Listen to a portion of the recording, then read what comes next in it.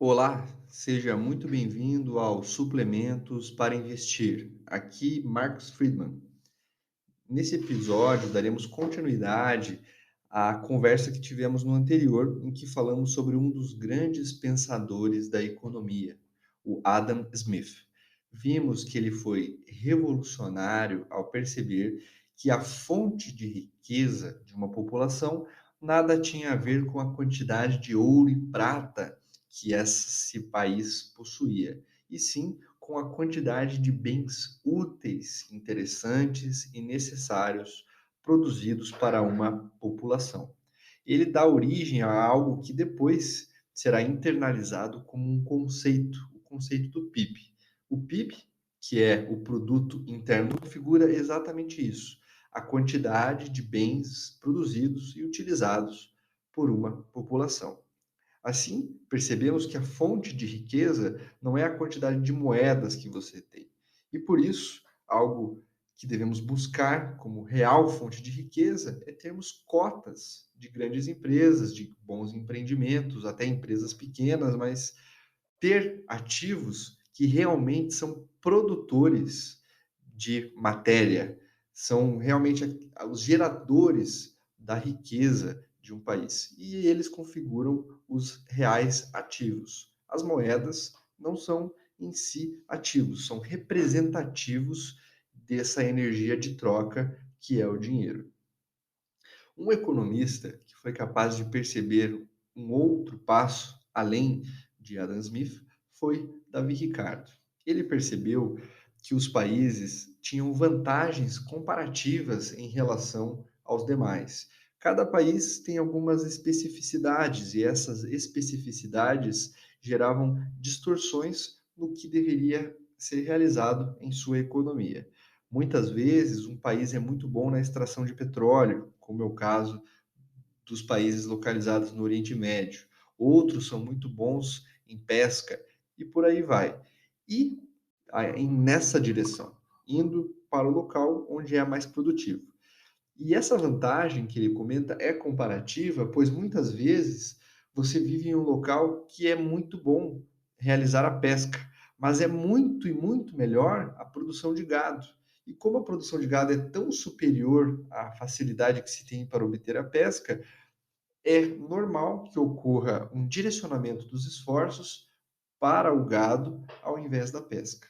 Quando pensamos em investir, e aqui podemos levar para algum polo mais amplo, como até o caso do emprego que você pode almejar, é bom escolher uma empresa em que exista vantagens comparativas, tanto para trabalhar quanto para aportar. Se você está trabalhando para um local, existem basicamente dois fatores que vão fazer existir uma longevidade nesse trabalho. O primeiro é a sua qualidade como empregado, como funcionário, como colaborador, e no segundo polo, a vitalidade que essa empresa vai ter. Se você trabalha numa empresa que é mal gerida, que atua num nicho que não tem mais futuro, provavelmente você vai sofrer os reflexos, mesmo sendo um funcionário, um colaborador exemplar.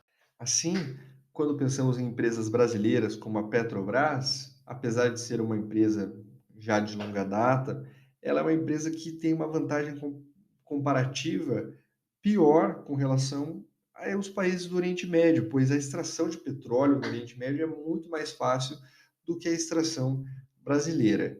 Mas, em outro polo, por exemplo, no Brasil, a produção de papel e celulose de empresas como Klabin e Suzano tem uma vantagem muito interessante. Pelo clima, umidade, temperatura e todos os achados necessários para o plantio de pinos, a matéria-prima inicial do papel, o nosso pinos cresce numa velocidade quase o dobro dos demais locais do mundo. Se no restante do mundo o pinos cresce ao redor de 14, 15 anos para estar maturado, no Brasil o pinos atinge a maturação de 7 a 8 anos. Já na largada do empreendimento do papel, isso gera um grande avanço. Não bastasse isso, percebemos que existe um aumento das vendas online, do e-commerce, e toda vez que existe uma encomenda, essa encomenda vem empacotada numa caixa de papel para maior segurança.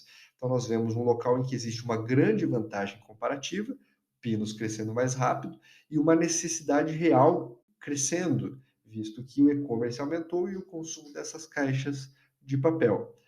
Sempre analise esta vantagem comparativa como uma forma de escolher melhor, seja emprego, seja também no investimento.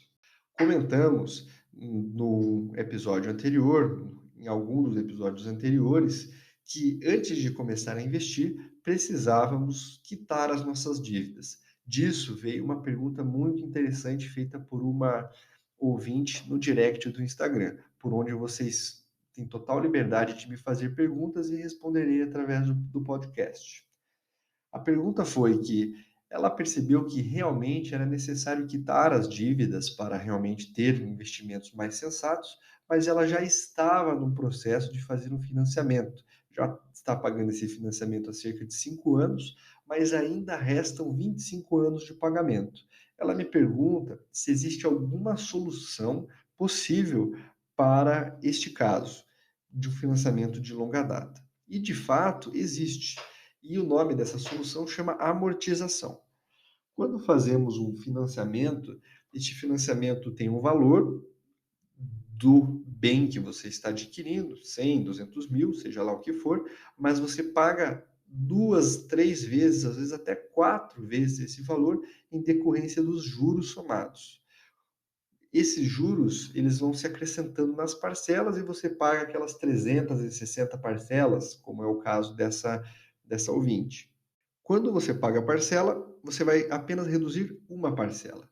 Mas quando você realiza a amortização, você paga uma parcela e pega outro montante e adiciona nesse valor. O que acontece? Quando você paga a parcela, como já mencionei, retira-se uma parcela. Se você coloca mais dinheiro, vamos dizer, mais R$ 2.000, esse R$ 2.000 não vai abater simplesmente uma, duas parcelas correspondentes ao valor. Vai abater o valor total, aquele 200, 100 mil reais que você estava usando para pagar o apartamento. Nesse caso, você reduz 5, 6 parcelas numa tacada só. É algo que todos os financiamentos permitem. Você consegue buscar através do aplicativo de habilitação do seu banco, ou seja lá por onde você fez esse seu financiamento, e realizar esse tipo de procedimento. Geralmente, você precisa de algumas conversas a mais, visto que a amortização não é algo que o financista gosta de informar, visto que ele quer que você pague mesmo são os juros, ao invés de finalizar com sua dívida, mas é uma coisa extremamente necessária, realizar este pagamento, e esta é uma forma. Tudo que você juntar, joga lá para amortizar a sua casa, que você já vai poder dizer que ela é realmente sua de maneira mais precoce. Você conseguiu lá quitar suas dívidas e você vai começar o seu caminho como investidor. Mas calma lá. Antes disso, é necessário formar uma reserva de emergência. Reserva de emergência, o que é isso? Inúmeras situações inesperadas acontecem em nossa vida. Crises financeiras, globais, que nos afetam e, inclusive, até demissões inesperadas, coisas que não podemos controlar. Por isso é necessário ter um valor que possa ter fácil acesso e utilização antes de ser necessário tirar o dinheiro de alguma aplicação que vai render no futuro. Nem sempre uma empresa boa que vai dar resultados no futuro está em seu melhor momento. E se você precisar vender essa empresa nesse momento ruim, você pode sofrer um revés. Por isso é necessário ter essa reserva. Essa reserva é calculada pelo número de meses, a depender do seu grau de risco e exposição. Por exemplo, se você é um funcionário público, estatutário, cheio dos seus benefícios, talvez 1, 2 meses de reserva de emergência seja mais do que suficiente. Eventualmente, se você é um trabalhador CLT, você já tem também o benefício do fundo de garantia, do auxílio-desemprego. 4 a 6 meses pode ser um valor interessante para você ter guardado. E se você é um autônomo ou um empreendedor, empresário, talvez 1 ano seja o número que você deva buscar. Mas 3 meses, 6 meses, 1 ano do quê? Do valor necessário para você se manter. Você bota na ponta do lápis, vê quanto é necessário para pagar o aluguel, a escola das crianças, o mercado, o plano de saúde, os bens mais fundamentais que você considera necessários e calcula isso multiplicando por esses meses. Esses são os primeiros passos. Primeiro, quitar as dívidas. Segundo, fazer essa reserva de emergência, que tem que estar em algum local seguro. Eu mesmo utilizo a própria poupança. Mas, se você não quer perder nem um centavo na sua reserva de emergência, você tem a opção de comprar o Tesouro Selic, que é a taxa de juros normal da economia. Então, comprando o Tesouro Selic do governo, que é essa taxa de juro básica, você vai manter o seu valor independente do que aconteça, ou ainda criar uma conta em algum banco que forneça 100% do CDI, que é o crédito de depósito interbancário. Quando os bancos emprestam dinheiro entre eles, eles dão esses juros entre eles, e é um valor que eles conseguem dispor. Vários bancos digitais fornecem isso como um chamariz para você fazer a sua conta. E por fim, uma outra pergunta interessante fala sobre um conceito que explicamos anteriormente do PL, né, do preço-lucro, em que foi explicado que a Amazon demora 1000 anos para se pagar pelo valor de ação e pelo quanto ela paga de retorno, enquanto outras empresas, como a Taesa, têm um preço-lucro menor, de 7, 8 anos, e se pagam nesse tempo também. A pergunta é se a Taesa era uma empresa interessante para começar os investimentos.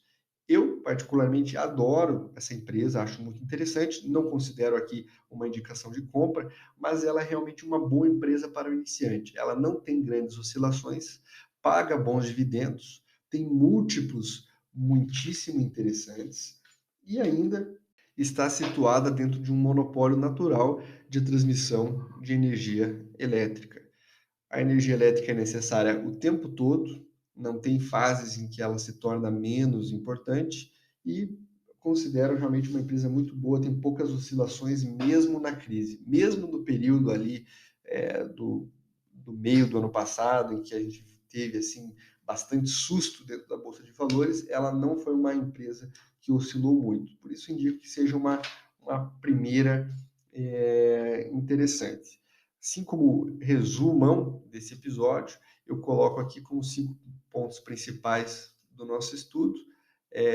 Primeiro, quando estiver procurando algo para investir seu tempo ou para investir o seu trabalho, pense em encontrar vantagens comparativas nesse local. Antes de começar a investir, forme uma reserva de emergência para esses momentos inesperados que fogem do nosso controle. Por isso são inesperados, com o perdão do pleonasmo. O CDI é a taxa do empréstimo de dinheiro feito entre os bancos. Aí eu coloco o CDI como uma possibilidade de você buscar essa taxa básica e segura para a formação da sua reserva de emergência, pegando um banco digital que possa te fornecer isso, ou através da compra do Tesouro Selic, que é a taxa básica de juros. Se você tem um financiamento de longa data e não quer continuar pagando esses juros compostos durante todos esses 30 anos, você pode buscar a amortização, que é a cura desse financiamento. É pagar o valor da sua dívida, excluindo os juros compostos.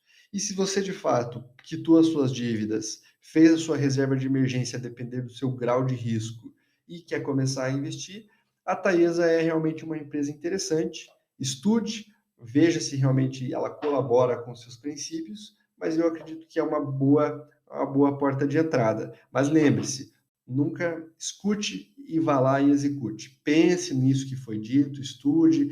A gente vai cada vez mais adentrar em múltiplos, em outros vieses econômicos que sempre devemos analisar para as boas compras financeiras e isso vai fomentar as suas melhores escolhas. Mas se você já está afobado, já vou te fornecer essa primeira empresa que eu acredito ser muito interessante para você não especular em situações que você vai, às vezes, perder dinheiro já na largada. Fico disponível via Instagram para envio de perguntas que responderei nos episódios. Um grande abraço e até o próximo.